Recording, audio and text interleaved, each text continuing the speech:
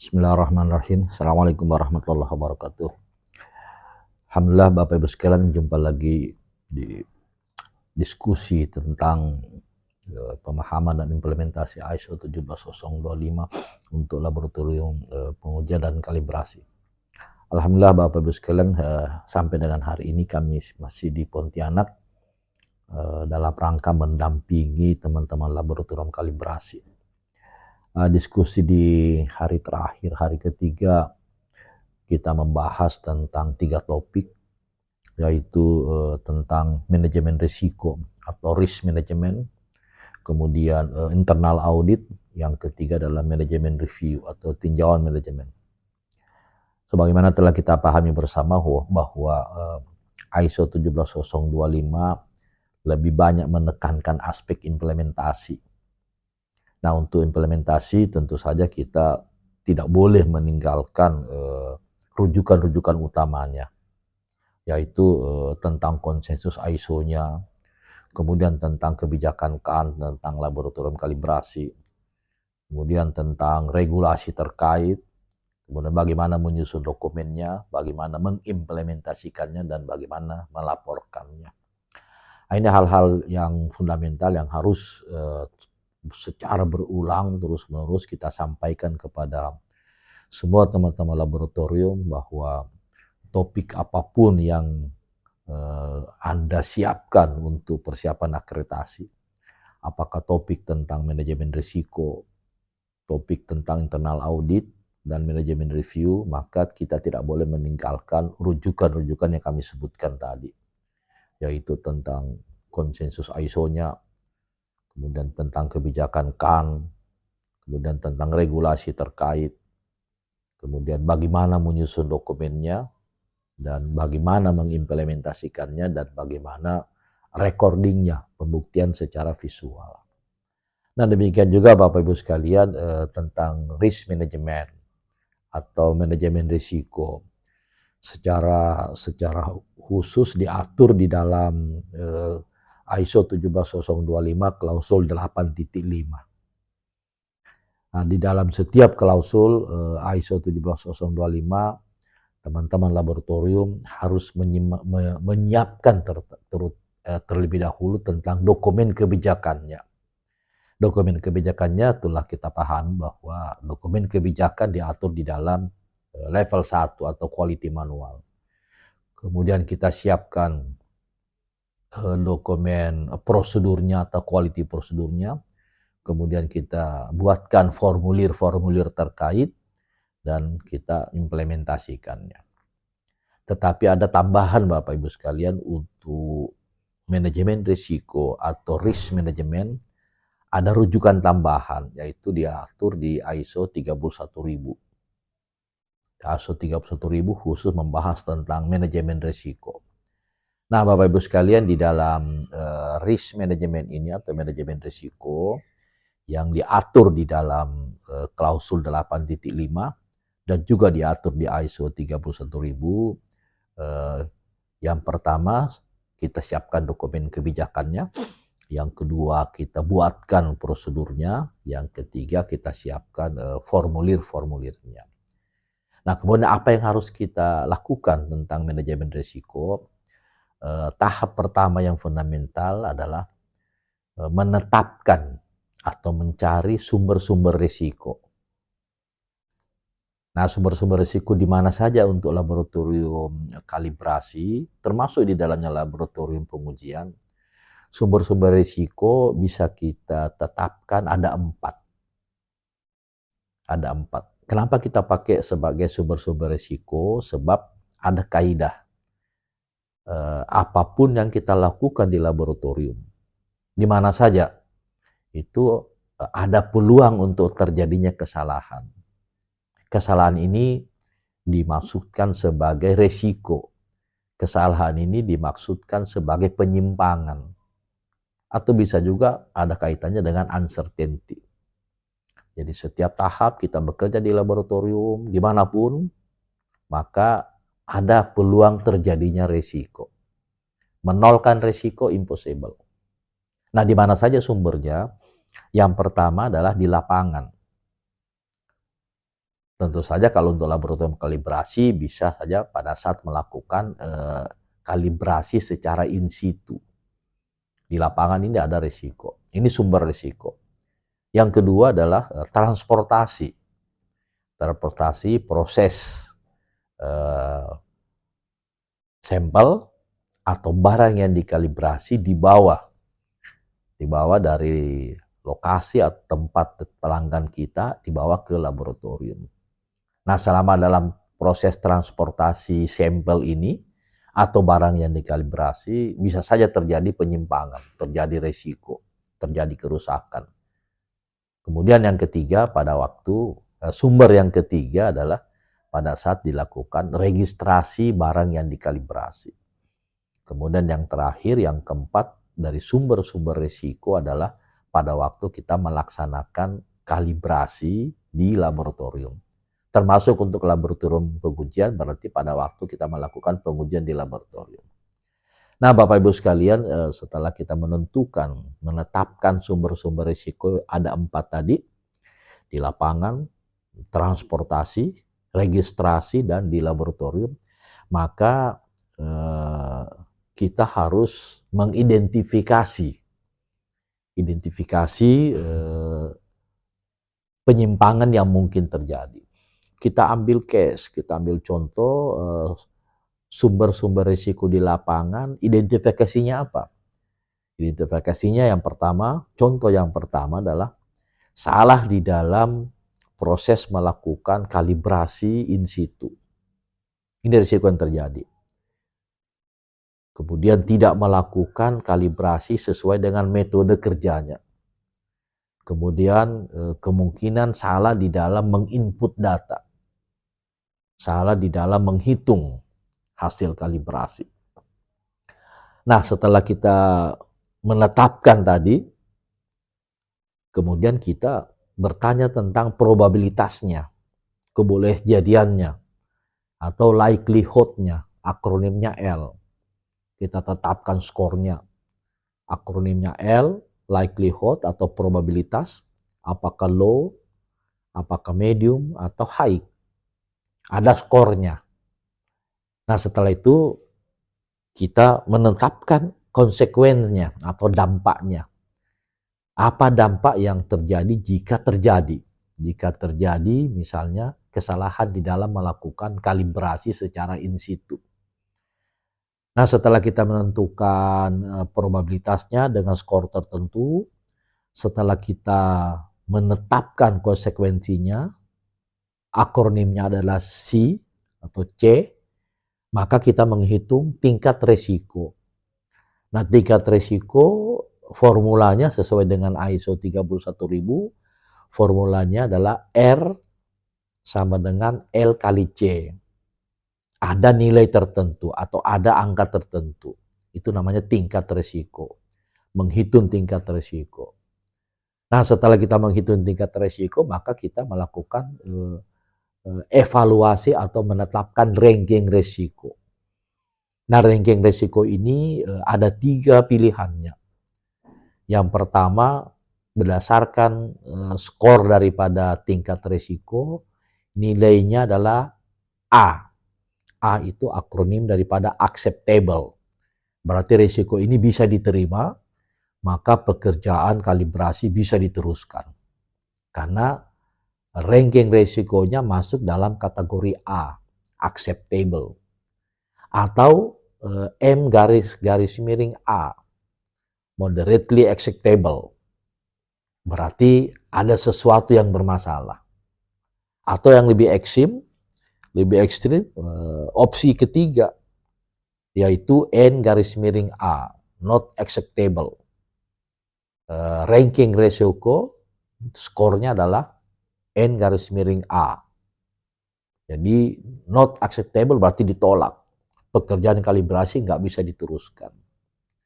Nah, setelah kita mengetahui hasil evaluasi ranking resiko ini, maka kita melakukan mitigasi dan improvement, meminimalkan resiko dan melakukan improvement, perbaikan. Ya, contoh perbaikan yang bisa kita lakukan jika berkaitan dengan hasil kalibrasi in situ, Ya mungkin peralatannya diperbaiki, atau mungkin personalnya perlu dilakukan in-house training atau external training. Nah ini rangkaian ya, rangkaian daripada risk management untuk laboratorium kalibrasi. Kita review sedikit Bapak Ibu sekalian, karena ini diskusi singkat maka kita bicara aspek-aspek makronya saja. Yang pertama kita menentukan sumber-sumber resiko, kemudian kita mengidentifikasi kemungkinan resiko yang bisa terjadi, kemudian kita menentukan probabilitasnya atau likelihood-nya, C-nya, kemudian kita menentukan dampaknya atau konsekuensinya, kemudian kita menghitung tingkat resiko dengan rumus R sama dengan L kali C, kemudian kita menentukan ranking resiko dengan 3 kemungkinan hasilnya. Apakah A, acceptable, resiko bisa diterima, kemudian apakah M garis miring A, moderately acceptable, yang sedang-sedang saja, kemudian apakah N garis miring A, not acceptable, ditolak sama sekali. Nah setelah itu kita melakukan mitigasi, meminimalkan. Kemudian rangkaian daripada mitigasi adalah melakukan improvement, yaitu melakukan perbaikan atau ada kaitannya juga dengan continuous improvement. Nah ini Bapak Ibu sekalian rangkaian daripada manajemen risiko yang harus dikerjakan oleh laboratorium dalam rangka persiapan akreditasi. Banyak topik tentang implementasi manajemen risiko. Misalnya tentang identifikasi ketidakberpihakan. Kemudian identifikasi risiko kesalahan alat. Identifikasi risiko tentang kesalahan atau human error. Banyak topik karena peluang terjadinya penyimpangan atau peluang terjadinya risiko di laboratorium cukup banyak. Nah, ada pesan fundamental tentang topik ini, bahwa siapapun yang bekerja di laboratorium tidak mampu menolkan risiko. Kita hanya mampu melakukan mitigasi terhadap risiko. Mitigasi itu maknanya adalah meminimalkan. Nah, ini ada kaitannya dengan filosofi continuous improvement. Filosofi ISO yang keempat adalah continuous improvement, perbaikan terus-menerus. Baik Bapak Ibu sekalian, ini topik yang pertama kita diskusikan dengan teman-teman laboratorium kalibrasi di Pontianak. Topik yang kedua adalah internal audit.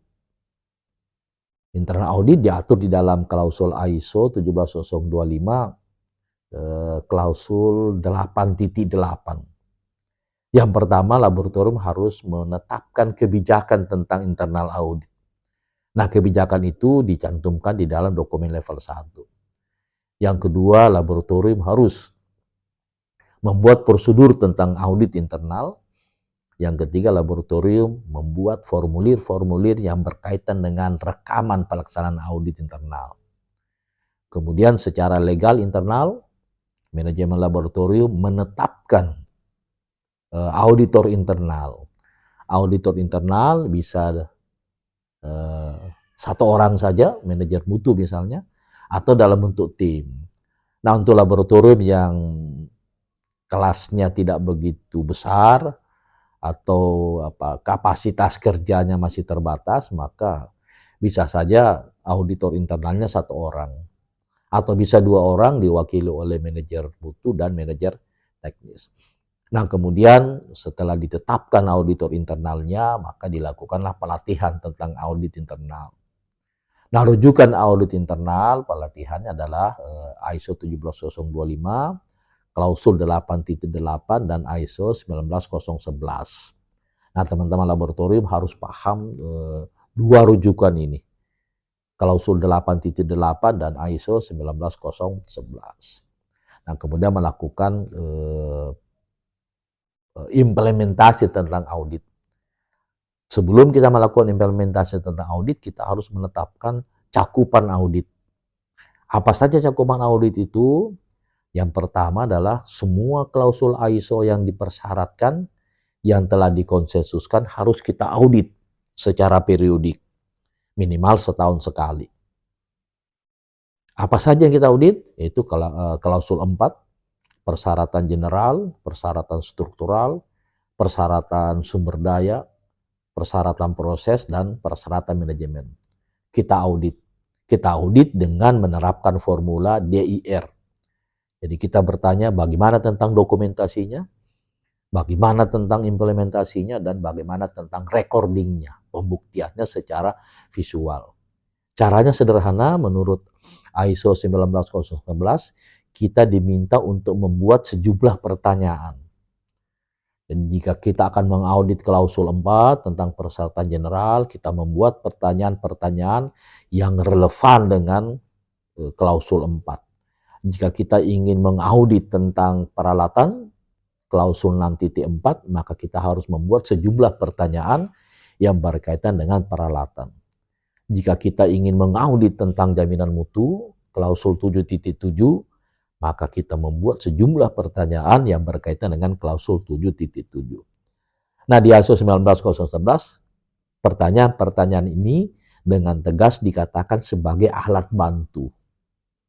Nah, alat bantu ini penting, terutama bagi auditor pemula. Jadi kita membuat dulu sejumlah pertanyaan. Nah, kami sampaikan kepada teman-teman laboratorium bahwa alhamdulillah kami telah membuat sejumlah pertanyaan untuk membantu mereka. Jumlah pertanyaan yang kami buatkan yang mencakup seluruh klausul ISO itu sebanyak 300 pertanyaan. Nah, ini menjadi bekal mereka di dalam rangka untuk praktek pemula tentang audit internal. Nah, di dalam audit internal itu pasti ditemukan ketidaksesuaian atau non-conformities. Nah, non-conformities menurut kebijakan kriterianya ada 3. Non-conformities kriteria 1 maknanya adalah ketidaksesuaiannya bersifat sangat serius. Non-conformities kategori 2 masuk kategori cukup serius. Kemudian yang ketiga adalah observasi. Nah, kami berikan contoh tentang NC1 yaitu sangat serius. Contoh misalnya alat belum dikalibrasi. Kemudian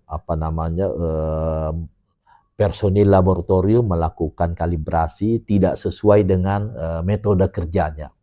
Dan demikian pula NC kedua dan observasi. Nah, NC yang ditemukan tadi maka harus dilakukan perbaikan. Tetapi untuk melakukan perbaikan terhadap temuan ketidaksesuaian, ada 3 tahapan yang harus dilakukan oleh laboratorium menurut kebijakan KAN.